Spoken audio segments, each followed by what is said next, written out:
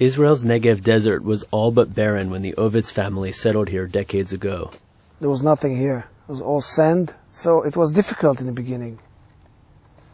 And eventually things, got developed.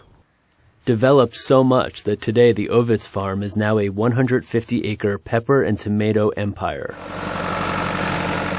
Planted in the most unlikely of places, in the heart of this oppressive climate.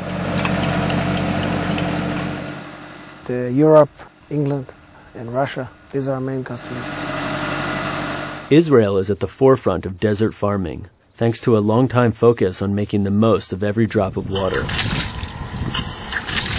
Modern drip irrigation was invented here, and the country has embraced recycling sewage water for irrigation, and more recently, desalination.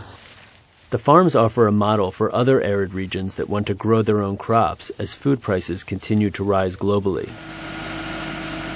But farmers are still experimenting with ways to make the system even more efficient. We use the irrigation pipes with the drippers underneath the plastics. That's what we use. A drip irrigation system conserves treated sewage water.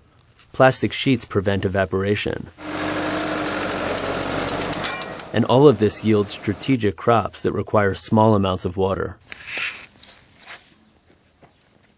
One of the ways that we have here to control irrigation systems, it's using cellular phones.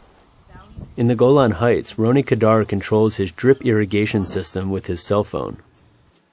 I can solve the problem from here, and I can reoperate him, for example.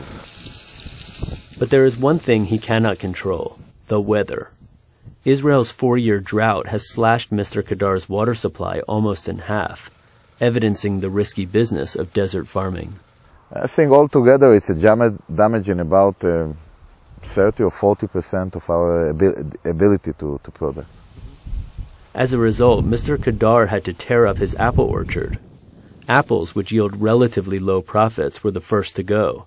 But if the drought persists, other crops may be next. Which leaves Israel with a vexing question: can it continue to farm the desert? The government thinks so, and is planning to vastly expand the amount of recycled and desalinated water it produces. The ambitious experiment could provide Israel with all the water it needs by 2013. But skeptics question the cost.